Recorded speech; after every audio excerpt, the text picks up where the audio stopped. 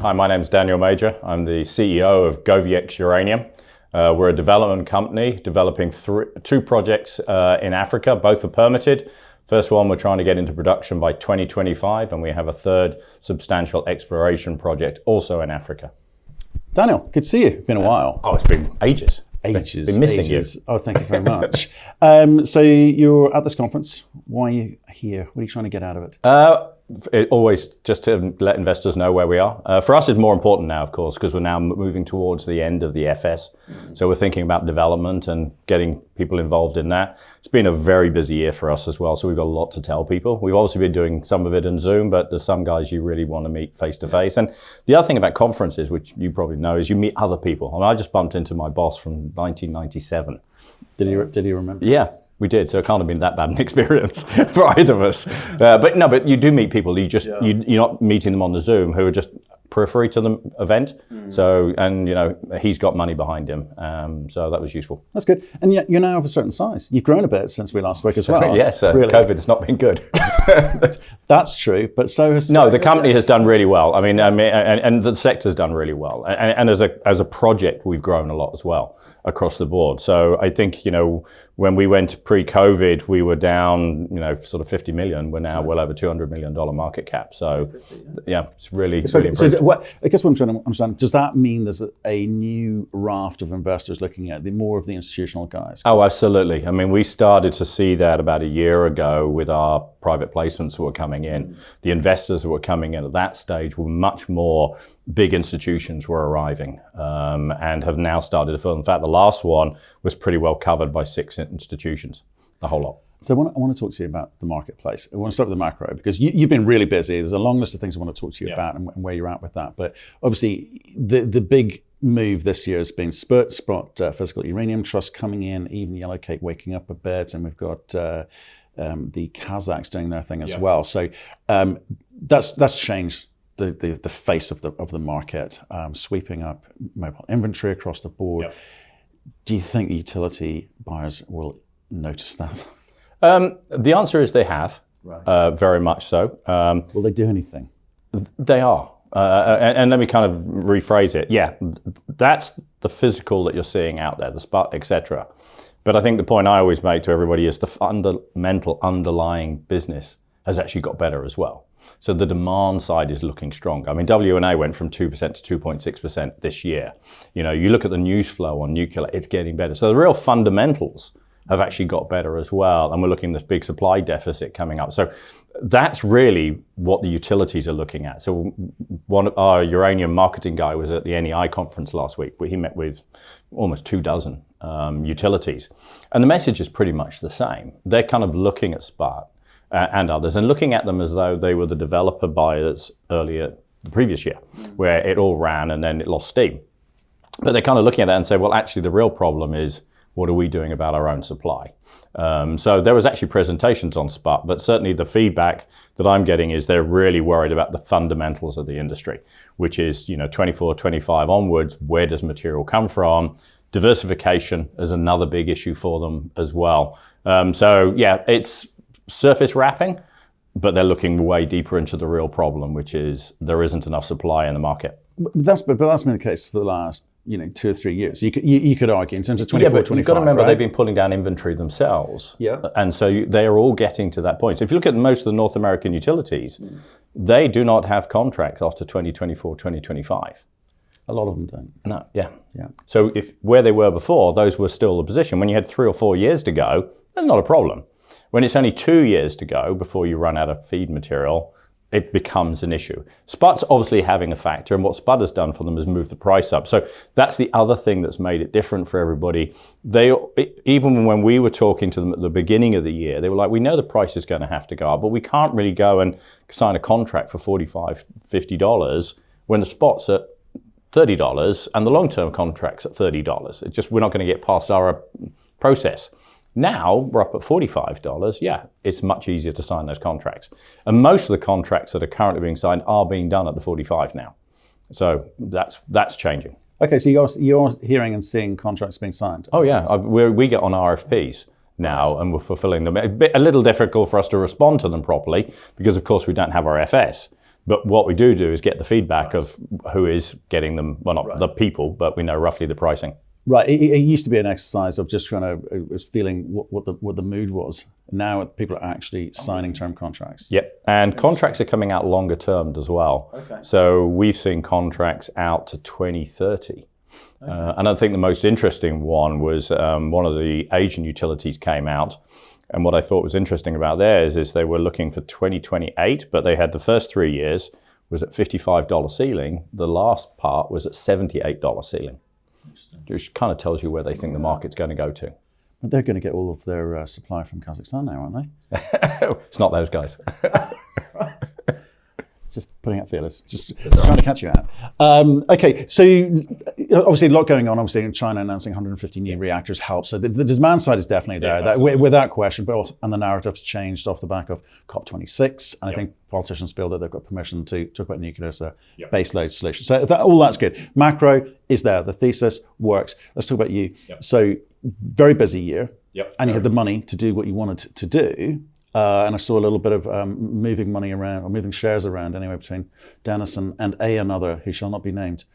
Well, they can be named because they've actually filed their application. It was MMCap. Got it. Okay. So there you go. Was that nice and easy to do? It was, and it was a logical transaction for Denison. You've got to remember Denison at the end of the day did a transaction back with us in 2016 where we bought assets from them. We didn't want to use cash at the time, so we gave them equity on it. But I think the key for that one is that second stage. Denison have still got a big chunk of shares sitting out there, and they priced them at 80 cents. So that's where they're seeing at least GoviEx to exceed that, because clearly to those to be exercised, we've got to go well past 80 cents for the buyers to want them. Absolutely. And I always think it's quite interesting when you can do it in a sort of civilized way.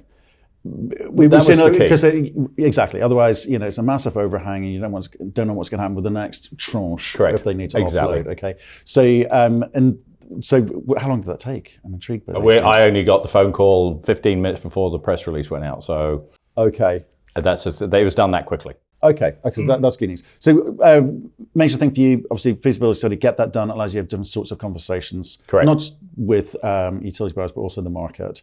Correct. Right. You are operating in a world where there's lots of people saying they've got pounds on the ground and they'll be able to get into production, and then you've got a bunch of people who are a little bit more confident because of the experience and relevance of their team. Yep. I'm guessing you're placing yourself in the latter group. Of course. No, I mean, and look, you have to take things through the stages anyway. I mean, we're a relatively small team, but I think one thing that we did was make sure that we chose people with a lot of experience at doing the FS stage. So using someone like an SGS to know, well, Bateman now as they are, an SRK, but certainly the SGS guys, they have incredible amount of experience as an EPCM. So the data we're going into and the level of detail that we're going into, and we've just done a whole geotech program, not for the pit, but actually for the plant. So digging the pits, making sure that, when we build the plant, it doesn't sink in the ground. When you've got guys and I've just gone through 6 hours of HAZOP meetings so far, and I have another 9 to go through. But those are important factors. So it's not just about putting out a document, it's actually going through every single part of that project. What are the risks associated with this stage? Is it the crusher, fire risks, explosive risks, health and safety risks? You're doing all of this. It is a lot of detail. When you've got people with that kind of experience, it helps you a lot to get to the end game, that you've got something that's robust and solid. And as the CEO, that's the point you want. You don't want to put something out at the end of the day that's not robust, because I've got to go and raise the money for it to build it.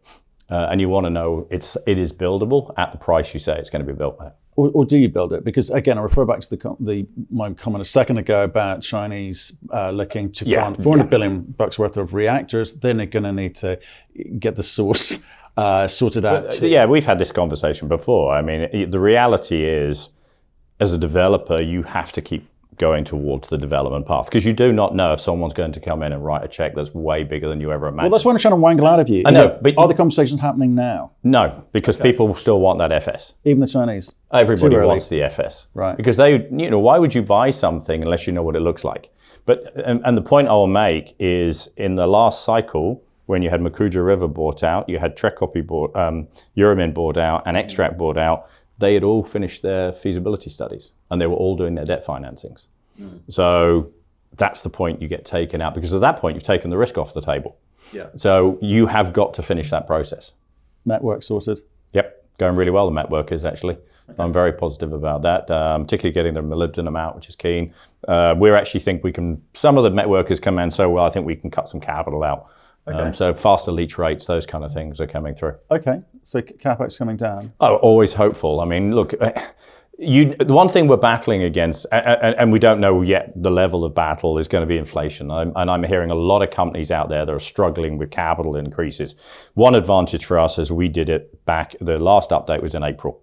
So we're now only 1 year on from that. We are going through a lot of phases in the project, like the comminution stage. Can we get rid of the SAG mill? Can we replace it because of our rock type?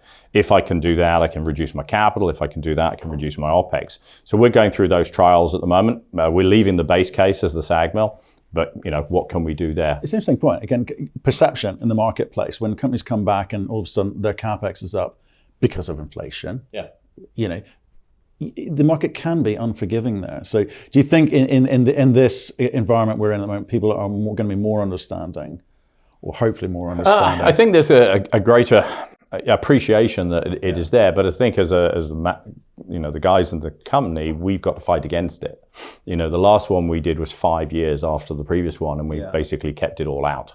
And we're doing the same. And we put a lot in the last PFS that we did. So we went to a great level of detail, even to the point of working out how much we were paying food for to feed everybody. We got quotations for transportation all the way to Comerex and Convidine, which transporting uranium is not cheap. So we went to that level of detail to make sure that there weren't any surprises when we went to the next stage. The last PFS, the PFS was all about standardizing everything for us so that we could go back to these trade-offs and say, right, the process isn't changing, but we can now look at each section of it and say, well, how can we make that better? So we're looking, last time we looked at just coal-fired power coming in off the Sonichar. We're now looking at a solar hybrid with the coal as well, because it's sitting there, but we can't. It's quite expensive to just go for a diesel or solar. So let's get a blend here, and that we're showing brings our power costs down. And why not use solar? We're in the middle of the Sahara Desert. Well, absolutely, and I guess the irony of using coal to dig out uranium for a cheaper baseload is not lost. Okay, let's. I want to come back to the Chinese thing because. Yeah. In the sense that people don't quite understand what your exit could be. You get into production, but you are where you are in Niger. There's two trains of thought. One is you're clearly take out for the Chinese because that's what they do. They love Africa. Or two, that there's going to be some kind of merge between you and Global Atomic because they're going great guns too, as are you, and that would be a natural synergy. So you guys haven't made your mind up yet, have you? No, because you have to define what the value is that you've got there sitting there. And the other thing to remember about us, we're not just Niger. I want to talk about Zambia, Mali, but Zambia, the Mutanga Project is almost as good at it, as a lot earlier, right? Yeah, but don't forget the metallurgical work that was done on both of those projects was already to FS. Right. So it is actually, those two projects that we put together had both gone to a PFS completely. The reason we went back to a PEA is because Dibwe East was an inferred resource and just need infill drilling. So we started the infill drilling of that this year to just show that it worked. And we got great correlation between the inferred and where the new driller results have come through. Why is that for? Because that one's going to motor along happily. And I know it's important because there's a lot of value in there that I don't think people fully recognize because they always think of us as Madaouela. But it depends on what you do. It depends if you do asset sales or you're selling the company, right? So again, you've got optionality there. Okay. Right. So how much money are you spending down there? This year we spend $800,000 on it. Okay, right. But so it's not focused, we'll get bigger next year. Right. Bigger next year. With what money? Well, we're sitting with about $8 million of cash at the moment. It's not a lot. Yeah, we're pretty tight, as you know, at spending money. Yeah, absolutely. I quibble about your bill. Yeah, there we go. Doesn't pay anything. There we go. So, I mean, the next stage for us really is to get that infill drilling and the met test work down there. We've got warrants still coming in as well. Okay, tell me. So we've got about $3.5 million of warrants we expect to get, which are in the money now by the end of this year. So we're going to be well cashed up for the, going into next year. Right, but if I look at what some uranium juniors have been doing, they've been taking advantage of the market. You've had a couple of goes at it in terms of, obviously when Sput came along just a few short months ago, that happened. Beginning of the year, people's expectations were kind of wildly excited. There's going to be a lot more of that, I suspect, when Sput, as you call it, lists Sputnik, it lists on the NYSE. I think it's an expectation they've got a lot of firepower in terms of the dollars available to them and their intent, and some would argue their incentive because of the rest of their business. That's going to be another moment. I mean, you'll take advantage of that to raise more money. Look, at the end of the day, we're a development company. You know, we spend money as wisely as we can spend it, but without revenue, you're going to have to keep coming back for money at some stage. Right. The last time we raised, I think, was February of this year. So, you know, we've done a lot of work since that last raise. You know, we've done something like 26,000 meters of drilling across our projects this year. So we've been very busy. FS plowing on. So yeah, but we're well set for next. We can time it, is the point. Okay, interesting.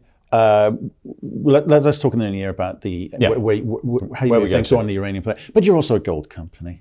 No, we're not. You're not doing Mali? We're doing Mali, but the one thing we were trying to understand with the gold was where the whole geology, and Mali's changed quite a bit as a project for us.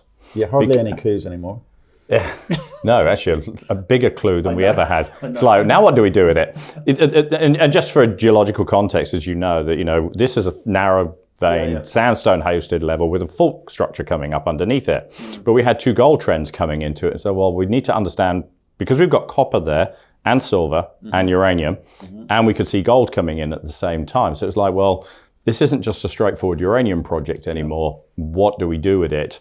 And there's no point in going to explore for these flat-lying uranium deposits if the real deposit's actually underneath it. Right. So that was very much why we were doing the gold work as well, to understand how this fitted in, because that gold trend actually comes in under our uranium projects as well at the same time there. So what we have shown is a big IP target that sits right underneath. Is that a nice problem or just a problem?